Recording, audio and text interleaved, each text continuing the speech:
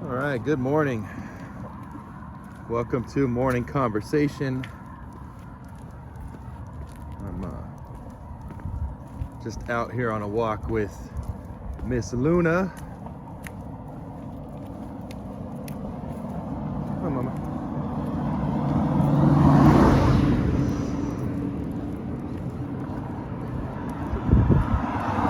It's a beautiful morning. I'm actually not sweating already. It's actually really cool out. I don't know what the temperature is, but it's really nice. Good girl, let's go. Come on,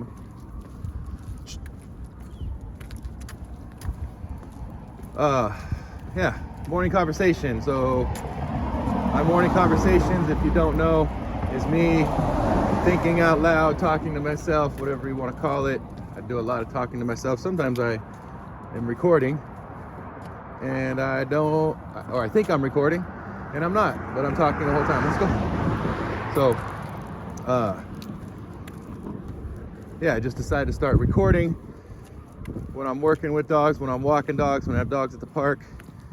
And you never know what's going to resonate and what's going to help somebody. Let's go. Good girl. Yes, like a champ. We've been working on going over that storm grate, you know. Let's go. So this is something we've been working on. There we go. Good girl. Good girl. Yes.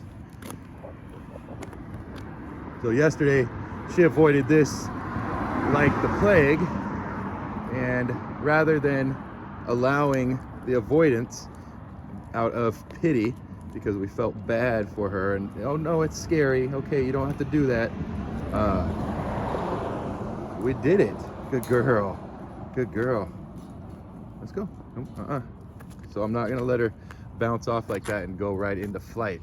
She starts running off. So it's one thing if she bounces off, it stays with me, but she starts to pull to get away. So we're not gonna do that. So you're gonna see right here what you need to be doing with your dog, not necessarily in this exact same context. So if you're like, well, we don't have storm grates, don't be a fucking idiot. What I'm saying is you need to lean into challenges with your dog, things that your dog tells you in quotes that they don't like.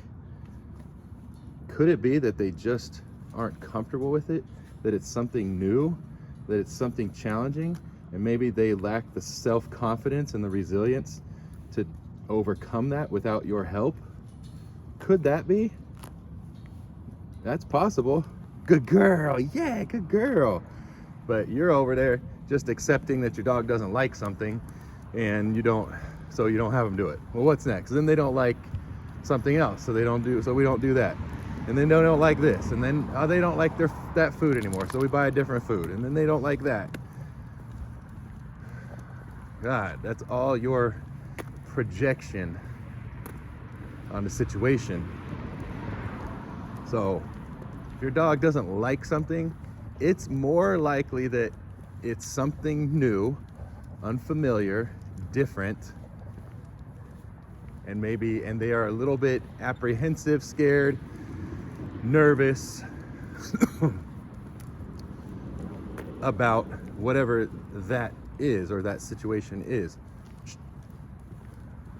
So it's less likely that they just don't like it, and then we accept it and move on.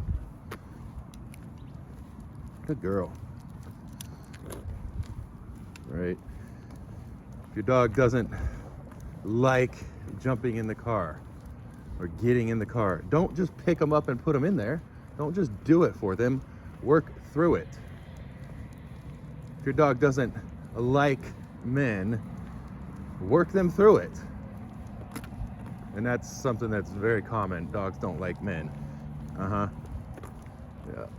Most likely that's a reflection of the female handler or owner in their life somehow being intimidated, scared, or feeling inferior to men. A dog not liking men has nothing to do with them being abused by a man at all. It's either a reflection of how the female handler or owner feels about men on a emotional level, deep emotional level sometimes, or it's the fact that men have a stronger energy that sometimes is very intense and too intense for dogs. It's too intense for dogs to sometimes absorb and receive, and so it causes a circuit to break, if you will. Saying your dog doesn't like men because they were abused by men, or you're hypothesizing, let's go, that they were abused by men or by a man because they don't like men or they're scared of men, is the same as saying your dog is scared of that trash can right there. Rest. Scared of that trash can right there because they were abused by a trash can. Come on, apply just a small dose of apply just a small dose of logic to your life, please. Good girl. So she's going into hunting. This is like Rabbit Alley right here in the neighborhood. So if I let her go into hunting, I'm gonna be battling her and pulling her. She's gonna be pulling me on the leash. This is a dog like your dog, listening, let's go, that has learned that pressure on the leash means we're going hunting, we're going smelling things, we're gonna be chasing things. Pulling on the leash for most dogs represents we're gonna do something enjoyable. What we need to teach is that pressure means no pressure means we're doing something enjoyable. See how there's no pressure here? When this changes, I do something to change her state of mind. We don't keep pressing forward, we stop. I communicate with her. We don't keep on going forward. I check the leash, I give quick pressure and release. Yeah, call that a little correction. So anyway, the whole thing about, oh, I think he was abused by a man because he doesn't like men. Stop. Like saying your dog was abused by a plastic bag and that's why they don't like plastic bags. Just apply a little, just a half dose of common sense. Like dig deep and find what little common sense I find most people have and just apply it to your dog once in a while. Think about it. I mean, come on. But first, what you got to do is get rid of the narrative that feeds your ego and fills your emotional voids. I had someone comment on one of my morning conversations that I come across in some of my advice as annoyed, or I have annoyed, angst. I think he's used the word angry or aggressive. Yep, I am. I am annoyed at most dog owners. That is a fact. I do not think that 90% of human beings that own a dog should or deserve to even own that dog. Yep, you're right. You don't like my advice? Don't watch the channel. You don't like my tone? Toughen up. Because most likely that person who said that, and if you're thinking that, God, it's really harsh, there's probably something to it. If I tripped an emotional wire in you, there's probably something for you to explore there. I'm probably on the right track. If nothing stirs emotionally in you when you listen, there's nothing there, right? Like my clients of mine could be listening. A lot of them are. And if I'm talking about applying common sense, and I'm talking about, like, you know, being afraid of trash can, that it's not the trash can that abused them, or applying pressure, or playing with your dog and don't let your dog pull you around, they're not emotionally tripped because they're through that. We've done it. There's nothing there for them to be emotionally tripped by. Good girl. Let's go. So if you are tripping on something I said or my tone or how I sound, you might want to look in the mirror and explore that. Why is it what I said, how I said, activated you so much that you want to make a comment or you want to unsubscribe? When I say stuff like the narrative about your dog is really satisfying your ego and filling an emotional void that's within you, if that is uncomfortable to you, it's a strong possibility that I'm on the right track. Let's go. It's a strong possibility that very much applies to you. Let's go.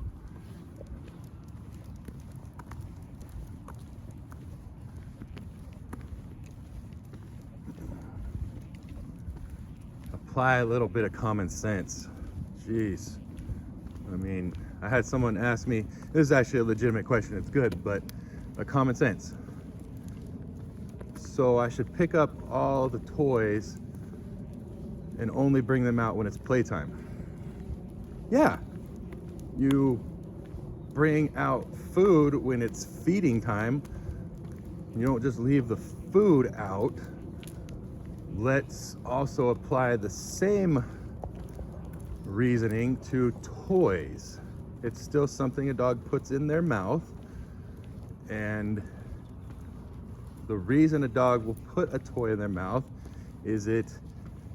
and they shake it and they eviscerate it is because to the dog it is a substitute or surrogate for a mouse, a rabbit, a deer, a bird, which those are things that dogs eat, that wolves eat. Your dog, you see, when you don't pick the toys up and you think that your dog needs toys, you're not treating your dog as a dog. You're looking at them as a child that needs their toy basket so that they can play toys when they want to. You're not looking at them as a dog. You give the access to the toys. Okay? You give the access to the toys, just like you give access to the food. So let's just apply the same logic. It's super simple. Yes. People do really, really well teaching their dog that food comes from them, that the dog just doesn't have access to food 24/7, whenever, wherever, however. People do really good teaching the dog that food comes from them, that the food is put away securely. Let's go. The food's put away securely. And then most people have some type of feeding ritual, even if it's not, in my opinion, in alignment with creating the best relationship or a calm state of mind in feeding, but you do something. You have the dog do something for that food. You'll have them sit. Why? Because it's fun. We think that we're told that we have to teach our dogs to sit before they eat. So we're having our dog do something for the food. Apply the same logic to toys. You bring the toys out when it's playtime. You bring the food out when it's feeding time. Makes sense? Scarcity increases value. And when you are the gatekeeper to food, you're the gatekeeper to play, you will become more valuable. You will become more relevant to your dog in a myriad of situations. What do you got to lose? Give it a shot. That toy basket that's in your living room, pick it up. Only bring 1 or 2 toys out when it's time to play. You don't need to dump the basket on the floor and here you go. You're on the other end and you're part of the play. But here's the thing, most people are fucking lazy and they just want their dog to entertain themselves because we had a long day and we're tired and we gotta take care of the kids and we gotta make dinner and we gotta clean. And so we just want our dog to just go entertain themselves with a toy. Much like many parents do nowadays, they just want their 3, 4, 5-year-old to entertain themselves with a tablet or a video game on their phone. Good job. Way to parent. You lazy fucks. Way to parent. And if these are the same people reproducing, having more kids, and having a dog. So it goes back to why I think most people don't deserve to have a dog. It's not they're not capable. You can learn. You can cultivate discipline. Let's go. Good girl. Rest. Rest. Good. Good girl. You can cultivate discipline.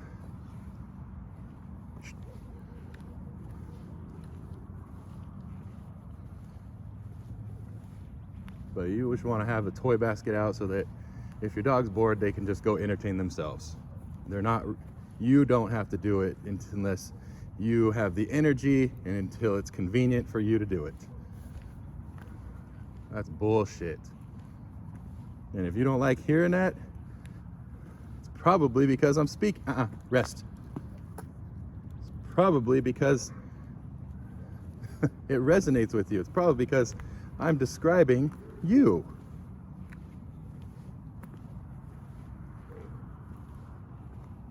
It's no different than if someone calls me a name. I've been called lots of names.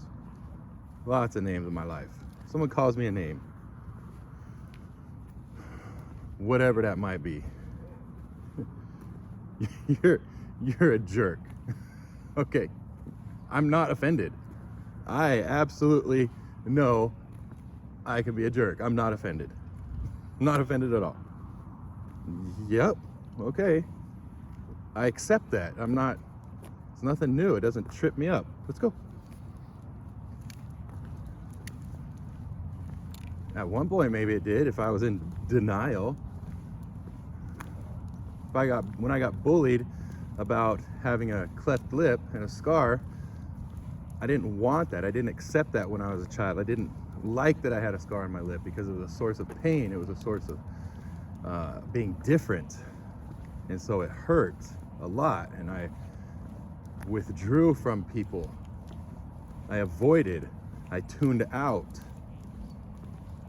I isolated. Why? Because I didn't accept reality. I did have a scar on my face. I was different because of that. That made me different than most people. Just that alone. Physically. Not everybody has a scar on their face, on their lip. Not everybody's lip looks like mine. So it is an anomaly. And once I got to the point where I accepted that, now name calling has no effect. Yep. I do have a scar on right on my lip. Thanks for noticing. Right? But up until that point, it triggered me. So if anything I say in these videos, or you hear something, or you see something on social media that triggers you about your dog or just about your life, it's probably because there's something to it. Rest. So she's hunting and I let her hunt for a minute. Probably because there's something to it that speaks to you down inside, touched a little soft spot that you haven't quite reconciled yet, that you haven't quite resolved yet. I've resolved that I have a cleft lip long ago. I don't mind. It doesn't trip me up. So, it took a while to get there, but I get there. You can get there. So if me talking about common sense and being lazy, that you have the toy basket because you just want your dog to be entertained out of convenience to you, and when it is convenient to you, then you do something with them. Look into that. Take a look in the mirror. But yeah, anyway, food comes out when it's feeding time. Toys come out when it's playtime. Food goes away when it's feeding time's over. Toys go away when playtime is over. You should always be part of the play. Don't just give your dog a toy and let them run off and go lay down and just do what they do with it. That's a missed opportunity. Where are you in that equation? You're missing a training opportunity. You're missing a bonding opportunity. Big time. Try it. Just do it for 30 days. 30 days. Pick the toys up, play with your dog twice a day for 10 minutes a day. Bring one toy out, play with them, 2 10-minute sessions a day, and just see how it feels. Just see what things you notice between you and your dog. Just try it. Like, what do you got to lose? Ask yourself that. Like, what do you have to lose? Most people are struggling with their dog in some form or fashion. Let's go. Most people are experiencing at least one behavior issue or relationship issue with their dog. One of them, they just don't listen to me. That's probably one of the biggest ones that I hear. I just want them to listen to me. Okay, what do you got to lose if you pick up the toys and you play twice a day for 10 minutes and you bring out one toy and you play with your dog, one dog at a time? If you have a multiple dog household, you're playing with one dog at a time. The other dogs are put away. Other dogs are put away. You play with one dog at a time, 10 minutes, twice a day. What do you got to lose? Do you think your dog's gonna start listening to you less? Do you think they're gonna start listening to you less? What if they do? It's 30 days. They already don't listen to you. How could they listen to you less? So what do you have to lose? And what do you have to gain? What if they just start listening to you a little bit better? What if this aggressive, annoyed asshole Tim, Synergy Canine, talking, telling me I'm filling emotional voids and feeding my ego? What if everything that I'm saying that you don't like, what if picking up that toy basket, playing with your dog twice a day for 10 minutes, putting the toys away when you're done, what if that actually helped your dog listen to you more? What if you cut through all the stuff you don't like hearing and actually just tried it? What do you got to lose? And what do you got to gain?